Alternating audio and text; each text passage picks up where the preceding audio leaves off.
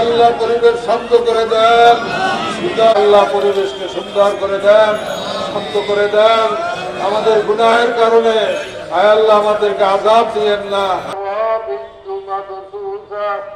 أفلا ينظرون إلى الإبل كيف رفعت وإلى الجبال كيف نصبت وإلى الأرض كيف أكبر إن إلينا إيابهم ثم إن أكبر.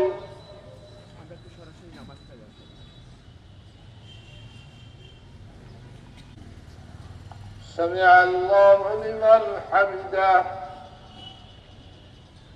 الله أكبر. الله أكبر. الله أكبر.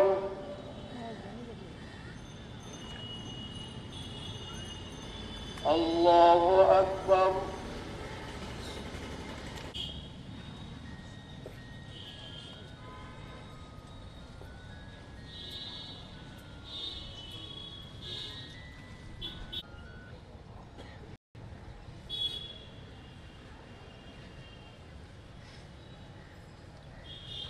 عليكم ورحمة الله. السلام عليكم ورحمة الله. الذين وصلوا من الدين إلى كنه وسلم تسليما كثيرا. أما بعد فيا أيها المسلمون إنكم شكوتم ثم جدبنا المطر عن إبان زمانه عنكم وقد أمركم الله تعالى أن تدعوا ووعدكم أن يستجيب لكم نافعا غير ضار عاجلا غير آجل. اللهم اسقي عبادك وبهيمتك اللهم اسقنا غيثا مغيثا مريعا غدقا اسقنا من بركات السماء وأمد لنا من الأرض. اللهم ارفع عنا اللهم إنا نستغفرك إنك كنت غفارا فأرسل السماء علينا شأننا كله ولا تكلنا إلى أنفسنا طرفة عين يا أرحم الراحمين يا حي يا قيوم برحمتك نستغيث. শান্তির জন্য, আবহাওয়া সুশীতল করার জন্য, তাপদাহ দূরীকরণের জন্য আয় আল্লাহ আপনার দরবারে হাজির হয়েছি। আয় আল্লাহ অসংখ্য আপনার বান্দাদেরকে নিয়ে ওলামে আমল করার নিয়তে আয় আল্লাহ আপনার দরবারে হাজির হয়েছি। আয় আল্লাহ আপনার হাবিবের উম্মত হিসাবে আমাদেরকে আপনি কবুল করে নেন, আমাদের গুনাহ খাতা মাফ করে দেন। আমাদের গুনাহের কারণে আল্লাহ আমাদের দোয়া আপনার হাবিবের ওসিলায় কবুল করে নেন, আপনার হাবিবের উম্মত হিসাবে আমাদের মাফ করে দেন। আল্লাহ এই মজলিসের মধ্যে একজন মানুষের দোয়াও যদি আপনার কাছে পছন্দ হয়, আল্লাহ সমস্ত প্রাণীরা কষ্ট পায় তাদের উসিলায় কবুল করে নেন, আপনার রহমত নাযিল করে দেন। আল্লাহ আপনার দয়া নাযিল করে দেন। আল্লাহ পরিবেশ শান্ত করে দেন, আল্লাহ পরিবেশকে সুন্দর করে দেন, শান্ত করে দেন। আমাদের গুনাহের কারণে আয় আল্লাহ আমাদেরকে আযাব দিয়েন না, আল্লাহ আমাদেরকে ধ্বংস করে দিয়েন না। ربنا ظلمنا أنفسنا وإن لم تغفر لنا وترحمنا لنكونن من الخاسرين وإن لم تغفر لنا وترحمنا لنكونن من الخاسرين وإن لم تغفر لنا وترحمنا لنكونن من الخاسرين. وصلى الله تعالى على خير خلقه محمد وعلى آله وأصحابه وأزواجه وذرياته وأتباعه أجمعين.